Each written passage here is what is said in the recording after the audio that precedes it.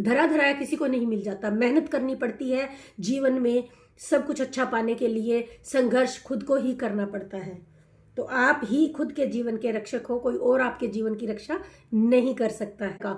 अगर आप कुछ भी नहीं कर रही हैं अपने जीवन को सुधारने के लिए, अपने किसी भी शौक को जिंदा नहीं कर रही है, सब कुछ मार रही हैं, तो भैया आप एक जिंदा लाश की तरह।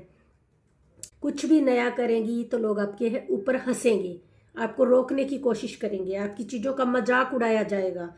तो जब तक आपकी चीज़ों का मजाक नहीं उड़ाया जाएगा, आप कुछ अचीव कर ही नहीं पाओगे। राम राम जी सबको। तो आज हम जिस विषय पे बात करने वाले हैं वो विषय है कि लोग जीवन में बार बार असफल क्यों हो जाते हैं। कुछ लोग अपने काम में असफल हो जाते हैं, अपनी जॉब्स में असफल हो जाते हैं, अपने बिजनेस में असफल हो जाते हैं, और कुछ लोग तो अपने निजी जीवन में भी असफल हो जाते हैं।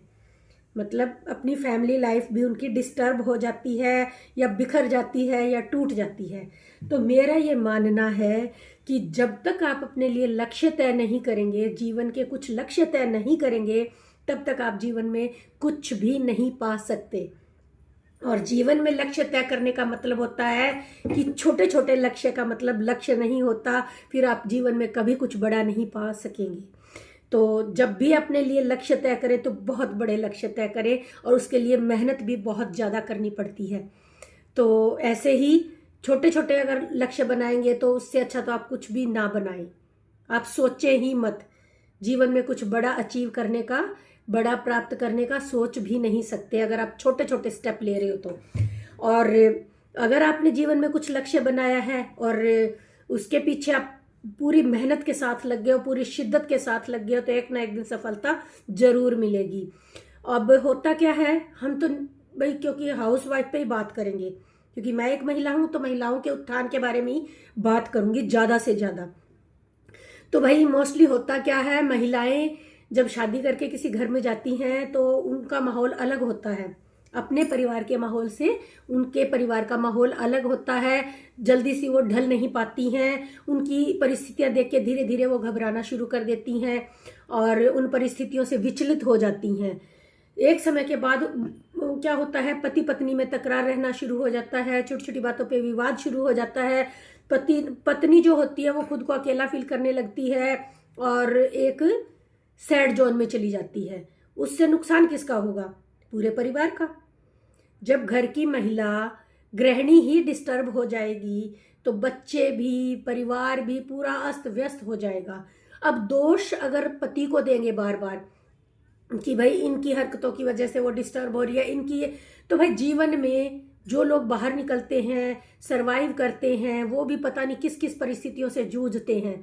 तो यही घर में होता है, सब कुछ धरा धराया किसी को नहीं मिल जाता, मेहनत करनी पड़ती है। जीवन में सब कुछ अच्छा पाने के लिए संघर्ष खुद को ही करना पड़ता है। तो आप ही खुद के जीवन के रक्षक हो, कोई और आपके जीवन की रक्षा नहीं कर सकता है। तो लक्ष्य बड़े बनाएं, अच्छा सोचें, अपने परिवार के लिए अच्छा सोचें, खुद के लिए अच्छा सोचें। और महिलाएं क्या करती, हाउस वाइफ बन के रह जाती हैं, उनके जीवन में प्राप्ति के सारे मतलब रास्ते बंद हो जाते हैं। तो भाई ऐसा मत कीजिए। हर इंसान के अंदर कोई ना कोई चेष्टा, कोई ना कोई शौक जरूर होता है, लिखने का, पढ़ने का, कढ़ाई का, सिलाई का, फैशन डिजाइनिंग का, या किसी भी तरह का। अगर आप कुछ भी नहीं कर रही हैं अपने जीवन को सुधारने के लिए, अपने किसी भी शौक को जिंदा नहीं कर रही हैं, सब कुछ मार रही हैं, तो भैया आप एक जिंदा लाश की तरह। और ऐसा इंसान को कभी नहीं होना चाहिए। अगर आपको स्पेशल दिखना है, स्पेशल बनना है, अपने लिए स्पेशल कुछ करना है, तो अपने लक्ष्य बड़े बनाइए और अपने लक्ष्यों का पीछा कीजिए, आप उन पे काम कीजिए। और जब भी आप कुछ लक्ष्य अपना तय करेंगी, कुछ भी नया करेंगी, तो लोग आपके ऊपर हंसेंगे, आपको रोकने की कोशिश करेंगे, आपकी चीज़ों का मजाक उड़ाया जाएगा। तो जब तक आपकी चीज़ों का मजाक नहीं उड़ाया जाएगा, आप कुछ अचीव कर ही नहीं पाओगे।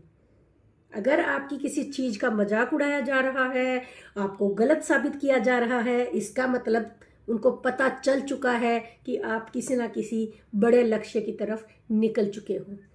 तो आपको इस तरह की चीज़ों से घबराना नहीं है, अपने लक्ष्य की तरफ चलते जाना है, चलते जाना है और मेहनत करनी है बस। तो मेहनत कीजिए, बड़ा लक्ष्य सामने रखिए और बड़े लक्ष्य के लिए बहुत बड़ी मेहनत की ज़रूरत होती है। तो रास्ते में बहुत सारी रुकावटें भी आएंगी, आपको बिल्कुल नज़रअंदाज करके चलते जाना है एक नदी की तरह।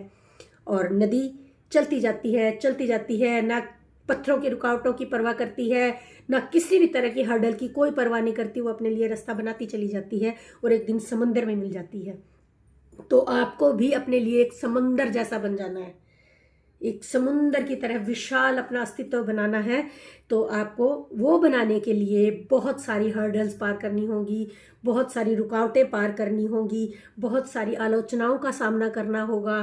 तो इस सब के लिए तैयार रहिए और अपने लिए एक बहुत बड़ा लक्ष्य सामने रखें। और अगर छोटा लक्ष्य सोच के चल रहे हो तो आपको फिर उसको बीच में ही छोड़ देना चाहिए, उस पर बिल्कुल काम नहीं करना चाहिए, क्योंकि फिर तो आप कहीं भी नहीं पहुंच पाओगे और कुछ भी नहीं अचीव कर पाओगे।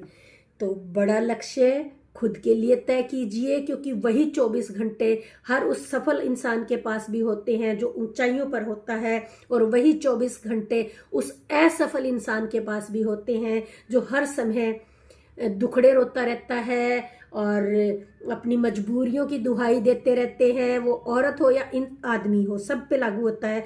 तो आप उन 24 घंटों का ठीक से इस्तेमाल कीजिए, अच्छे जगह पे लगाइए, अच्छे कामों में लगाइए और अच्छे काम करने में लगाइए, ताकि आपका मन भी ठीक रहे और आप अपने लिए कुछ अच्छा कर पाएं।